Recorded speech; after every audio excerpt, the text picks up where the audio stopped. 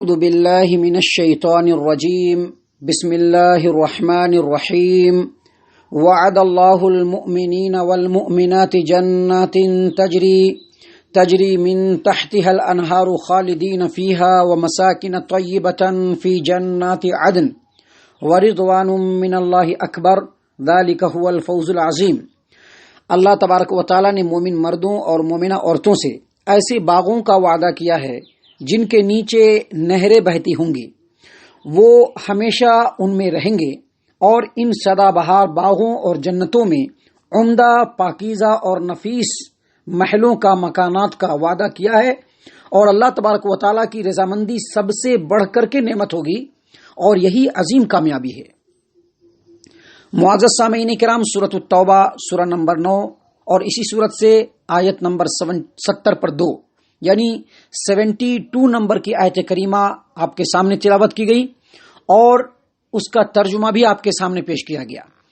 معزز سامعین کرام، اللہ کے رسول صلی اللہ علیہ وسلم کی حدیث ہے، صحیح البخاری کتاب بدء الخلق حدیث نمبر 3244۔ ابو ہریرہ رضی اللہ عنہ کہتے ہیں کہ نبی صلی اللہ علیہ وسلم نے فرمایا کہ اللہ تبارک و تعالیٰ کا فرمان ہے، اعدت لعبادی الصالحین ما لا عین رأت ولا اذن سمعت ولا خطر علی قلب بشر، یعنی اللہ تبارک و تعالیٰ فرماتے ہیں کہ میں نے اپنے نیک بندوں کے لیے وہ نعمتیں تیار کر کے رکھی ہیں جن نعمتوں کو نہ کسی آنکھوں نے دیکھا ہوگا، نہ کسی کانوں نے سنا ہوگا، اور نہ کبھی کسی انسان کے دل میں اس کا خیال ہی گزرا ہوگا۔ معزز سامعین کرام، وہ جو نعمتیں ہیں، نعمت جنت کی شکل میں ہے، اور اس میں اللہ تبارک و تعالیٰ کی نعمتیں ہیں جن کے بارے میں کبھی کسی انسان نے وہم و گمان بھی نہیں کیا ہوگا، کسی انسان کے کانوں نے سنا بھی نہیں ہوگا، کسی انسان کے آنکھوں نے دیکھا بھی نہیں ہوگا، ایسی نعمت ہے۔ اور یہ نعمتیں اللہ تبارک و تعالیٰ نے کن کے لیے تیار کر کے رکھی ہیں؟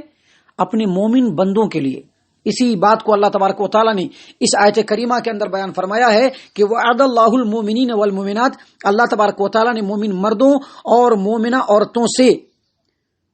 بہشتوں کا وعدہ کیا ہے، جنتوں کا وعدہ کیا ہے جن کے نیچے نہریں بہ رہی ہیں، اور وہ ان میں ہمیشہ رہیں گے۔ اور ان سدا بہار جنتوں کے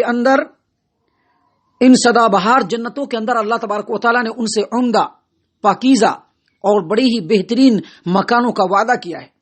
سامعین کرام، یہ جو آیت کریمہ ہے یعنی آیت نمبر 72 سورۃ التوبہ، اس سے پہلے کی جو آیت کریمہ ہے آیت نمبر 70 پر 1 یعنی 71 جو کل آپ کے سامنے پیش کی گئی، اس میں مومنوں کی صفات کو اللہ تبارک و تعالیٰ نے بیان کیا ہے، اور جو انسان، جو ایمان والا ان صفات کا حامل ہوگا،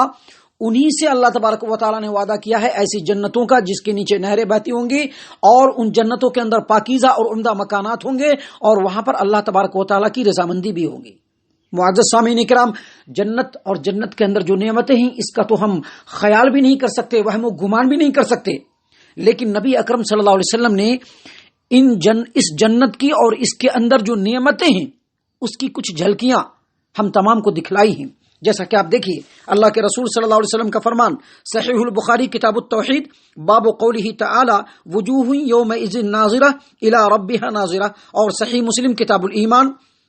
ابو موسیٰ الاشعری رضی اللہ عنہ بیان کرتے ہیں کہ نبی صلی اللہ علیہ وسلم نے فرمایا کہ 2 جنتیں چاندی کی ہوں گی، ان کے برتن اور اس کے جو دوسرے ساز و سامان ہوں گے وہ سب کے سب چاندی کے بنے ہوں گے، اور 2 جنتیں سونے کی ہوں گی، ان کے برتن بھی اور دیگر سارا ساز و سامان بھی سونے کا بنا ہوگا۔ جنات عدن میں ان کے یعنی جنتیوں کے اور رب کے درمیان اور جنتیوں کے درمیان جو دیدار کا جو مسئلہ ہوگا، تو اس کے درمیان اللہ تبارک و تعالیٰ کی کبریائی کی چادر ہوگی جو اللہ تبارک و تعالیٰ کے چہرے اقدس پہ ہوگی۔ اور اسی طرح سے ایک اور حدیث ہے جس کو امام بخاری رحمہ اللہ اپنی صحیح البخاری کتاب بدء الخلق باب ما جاء فی صفت الجنت وانها مخلوقۃ، اور صحیح مسلم کتاب الجنت وصفت نعیمها واہلها، رسول اللہ صلی اللہ علیہ وسلم نے فرمایا کہ بے شک مومن کے لیے جنت میں ایک خیمہ ہوگا جو ایک جوفدار موتی سے بنا ہوگا، اور اس کی لمبائی آسمان میں 60 میل ہوگی، اور اس خیمے میں مومن کے اہل و عیال ہوں گے، وہ ان کے پاس آئیں گے جائیں گے لیکن ایک دوسرے کو دیکھ نہیں سکیں گے۔ سامعین کرام، اسی طرح کی ایک اور حدیث ہے جس کو نبی اکرم صلی اللہ علیہ وسلم نے بیان فرمایا، اور یہ حدیث جو ہے صحیح البخاری کتاب التوحید باب قولہ تعالی وکان عرشہ علی الماء، ابو ہریرہ رضی اللہ عنہ کہتے ہیں کہ نبی اکرم صلی اللہ علیہ وسلم نے فرمایا، جو شخص اللہ اور اس کے رسول کے ساتھ ایمان لائے، نمازوں کو قائم کرے، رمضان کے روزے رکھے، تو اللہ تبارک و تعالی پر اس کا حق ہے کہ اسے جنت میں داخل کرے، چاہے وہ اللہ کے رستے میں ہجرت کرے یا نہ کرے، یا اپنے وطن میں بیٹھا رہے جہاں وہ پیدا ہوا ہے۔ لوگوں نے عرض کیا اللہ کے رسول صلی اللہ علیہ وسلم، لوگوں کو ہم یہ بات بتلا دیں؟ اللہ کے رسول صلی اللہ علیہ وسلم نے فرمایا، جنت میں 100 درجے ہیں جنہیں اللہ تعالیٰ نے اپنے رستے میں جہاد کرنے والوں کے لیے تیار فرمایا ہے، ان میں سے ہر 2 درجوں میں اتنا فاصلہ ہے جتنا آسمان و زمین کے درمیان ہے۔ جب تم اللہ تبارک و تعالیٰ سے جنت کا سوال کرو تو جنت الفردوس کا سوال کرو، کیونکہ وہ سب سے اعلیٰ اور افضل جنت ہے، اسی کے اوپر رحمان کا عرش ہے اور اسی سے جنت کی نہریں پھوٹتی ہیں۔ معزز سامعین کرام، مسند احمد ابن حنبل کے اندر ابو ہریرہ رضی اللہ عنہ کی حدیث ہے کہ نبی صلی اللہ علیہ وسلم نے فرمایا، اذا صلیتم علی فاسألوا اللہ لی الوسیلہ، جب تم مجھ پر درود بھیجو تو اللہ تبارک و تعالیٰ سے میرے لیے وسیلے کا سوال کرو۔ لوگوں نے پوچھا کہ اللہ کے رسول صلی اللہ علیہ وسلم وسیلہ کیا ہے؟ آپ صلی اللہ علیہ وسلم نے فرمایا کہ جنت کا سب سے بلند و بالا اور اعلیٰ ترین درجہ جو صرف ایک آدمی کو ملے گا، اور مجھ کو امید ہے کہ وہ آدمی میں ہوں گا۔ سامعین کرام، جنت کی جھلکیوں کو دکھلاتے ہوئے اللہ کے رسول صلی اللہ علیہ وسلم نے مزید باتیں بیان فرمائی۔ آپ سنیے، مسند احمد ابن حنبل کے اندر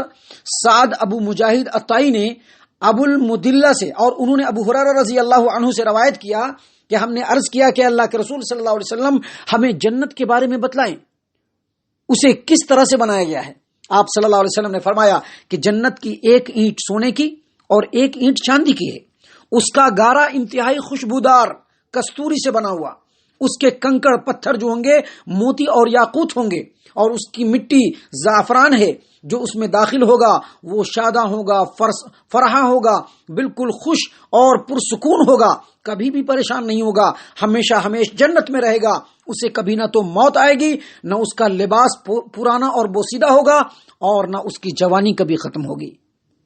معزز سامعین کرام، یہ جنت کی نعمتوں کی جھلکیاں ہیں جو اللہ کے رسول صلی اللہ علیہ وسلم نے اپنے امت کے لوگوں کو بتلائی ہے۔ اسی جنت کے بارے میں اللہ تبارک و تعالیٰ فرماتے ہیں، وعد اللہ المؤمنین والمؤمنات جنات تجری من تحتها الانہار خالدین فیہا ومساکن طیبۃ فی جنات عدن ورضوان من اللہ اکبر۔ اللہ فرماتے ہیں کہ اللہ تعالیٰ مومن مردوں اور مومنہ عورتوں سے ایسے باغوں کا، ایسے بہشتوں کا وعدہ کیا ہے جن کے نیچے نہریں بہتی ہوں گی، ہمیشہ اس میں رہیں گے۔ اور یہ جو سدا بہار جنت اور باغ جو ہوں گے اس میں ان کے لیے عمدہ مکانات ہوں گے، اور ان تمام سے بڑھ کر کے ورضوان من اللہ اکبر، اللہ تبارک و تعالیٰ کی رضامندی تو سب سے بڑی نعمت ہوگی۔ یعنی اہل جنت کو جن نعمتوں سے شاد کام کیا جائے گا، اللہ تعالیٰ کی خوشنودی ان سب سے بڑی جلیل القدر اور عظیم الشان نعمت ہوگی، جیسا کہ امام مالک رحمہ اللہ زید بن اسلم سے، اور وہ عطا بن یسار سے، اور اسی سند سے ابو سعید خدری رضی اللہ عنہ کی روایت کو امام مالک نے بیان کیا کہ رسول اللہ صلی اللہ علیہ وسلم نے فرمایا کہ بے شک اللہ عز و جل جنتیوں سے فرمائے گا، اے اہل جنت، وہ عرض کریں گے، اے ہمارے رب، ہم حاضر ہیں، ہم تیری فرما برداری کے لیے تیار ہیں، ہر قسم کی خیر و خوبی آپ کے ہی ہاتھوں میں ہے۔ اللہ تعالیٰ فرمائے گا، کیا تم خوش نہیں ہو؟ وہ عرض کریں گے کہ اے ہمارے رب، ہم خوش کیوں نہ ہو، آپ نے تو ہمیں ان نعمتوں سے سرفراز فرما دیا ہے جو آپ نے اپنی مخلوقات میں سے کسی کو بھی عطا نہیں فرمائی ہوں گی۔ اللہ تعالیٰ فرمائے گا، کیا میں تمہیں اس سے بھی بڑی اور افضل ایک اور نعمت نہ عطا کر دوں؟ وہ عرض کریں گے کہ اے ہمارے رب، ان سے افضل نعمت کون سی ہوگی جو آپ نے ہمیں دے رکھی ہیں؟ اللہ تعالیٰ فرمائے گا، میں تمہارے لیے اپنی رضامندی کو حلال قرار دیتا ہوں، اور اس کے بعد کبھی بھی تم سے ناراض نہیں ہوں گا۔ معزز سامعین کرام، اس حدیث کو امام بخاری رحمہ اللہ صحیح البخاری کتاب التوحید باب کلام الرب مع اہل الجنہ، اور صحیح مسلم کتاب الجنت وصفت نعیمہا و اہلہا میں امام مالک کے ہی سند سے اس کو روایت کیا ہے۔ تو اس سے پتہ چلا کہ جو جنت ہے یہ بڑی عظیم ترین نعمت ہے جس کو اللہ تبارک و تعالیٰ نے اپنے مومن مردوں اور مومنہ عورتوں کے لیے تیار کر کے رکھا ہے۔ لیکن سوال یہ ہے کہ ہم میں سے ہر ایک یہ چاہت رکھتا ہے، اس کی یہ شدید خواہش ہے کہ اس کو جنت ملے، لیکن خواہش کرنا اور چاہت رکھنا اور بات ہے، اور کسی چیز کو حاصل کر لینا یہ اور بات ہے۔ اللہ تعالیٰ نے قرآن کریم کے اندر کیا فرمایا ہے؟ ان اللہ اشترى من المؤمنین انفسهم واموالهم بان لهم الجنہ، بے شک اللہ تبارک و تعالیٰ نے جنت کے بدلے میں مومنوں سے سودا کر لیا ہے، ان کی جانوں کا اور ان کے مالوں کا۔ یعنی ایک ایمان والے کی جان اور اس کا مال سب اللہ تبارک و تعالیٰ کی امانت ہے۔ جان کو بھی، طاقت و قوت کو بھی، صحت و عافیت کو بھی جب خرچ کرے گا بندہ اللہ تبارک و تعالیٰ کی مرضی کے مطابق خرچ کرے گا، اپنے مال کو بھی خرچ کرے گا بندہ تو اللہ تبارک و تعالیٰ کے مرضی کے مطابق خرچ کرے گا، تو یقیناً اللہ تبارک و تعالیٰ اس کو جنت سے شاد کام کرے گا، جنت میں داخل فرمائے گا۔ لیکن ہم اپنی زندگیوں کے اوپر غور کرتے ہیں تو ان باتوں کو ہم بالکل نہیں پاتے۔ ہم یقیناً اپنی جان کو اللہ کی رضامندی میں خرچ کرنا چاہتے ہیں، لیکن اس سے زیادہ ہمارے جانوں پر، ہمارے نفس پہ ہمارا کنٹرول نہیں، بلکہ ہمارے نفس کا کنٹرول ہے۔ نفس جو چاہتا ہے ہم وہ کرتے ہیں، نماز پڑھ لیتے ہیں لیکن اس کے علاوہ ہم نفس کی پیروی اور خواہشات کی پیروی میں لگے رہتے ہیں۔ ہمارے پاس اللہ تبارک و تعالیٰ کا دیا ہوا مال ہے، ایسا نہیں کہ ہم اللہ کے راستے میں خرچ نہیں کرتے ہیں، لیکن ساتھ ہی ساتھ اللہ کے راستے میں کبھی خرچ کرنے کی ضرورت پیش آتی ہے، ہم اللہ کے راستے میں خرچ کرنے کی پوری طاقت رکھتے ہیں، اس کے باوجود ہمارے دل تنگ ہو جاتے ہیں، ہم خرچ کرنا نہیں چاہتے ہیں، ہمارے پاس بہت سارے تعویلات ہوتے ہیں، ہمارے پاس بہت ساری باتیں ہیں جن کو ہم سامنے رکھتے ہیں، اور کبھی کبھی تو ہم لوگ حدیثوں کو بھی بیان کرتے ہیں اپنے منمانہ طور پہ کہ کیسے خرچ کریں اللہ کے راستے میں، فقیر ہو جائیں گے، غریب ہو جائیں گے، محتاج ہو جائیں گے، اس طرح کی باتیں ہماری ہوتی ہیں۔ جبکہ اللہ تعالیٰ نے کیا فرمایا ہے کہ جنت کے بدلے میں انسانوں کے، مومنوں کے جان اور مال کو اللہ تبارک و تعالیٰ نے خرید لیا ہے، سودا کر لیا ہے۔ تو اگر ہمارے جان، ہمارے مال، ہمارے نفس، ہماری چاہتیں، ہماری طاقت و قوت، ہمارے ارادے اللہ تبارک و تعالیٰ کے مرضی کے مطابق ہو جائیں گے تو یقیناً ان جنتوں سے اللہ تبارک و تعالیٰ ہم کو ضرور سرفراز فرمائے گا۔ لیکن اگر ہم نے کوتاہی کی تو مرنے کے بعد پھر ہمارے پاس کوئی راستہ نہیں ہوگا۔ اللہ تعالیٰ سے دعا ہے کہ اللہ تعالیٰ ہم تمام کو ان آیات کے اوپر، ان باتوں کے اوپر غور و فکر اور تدبر کرنے کی توفیق عنایت فرمائے، ہم تمام کو صحیح معنوں میں مومن اور مسلمان بنائے، جنت الفردوس میں جگہ عطا فرمائے۔ اے اللہ ہم تمام کو جہنم سے پناہ دے، اے رب العالمین ہم تمام کو جہنم سے پناہ دے، اے مالک الملک ہم تمام کو جہنم سے پناہ دے، آمین یا رب العالمین، وما علینا الا البلاغ المبین۔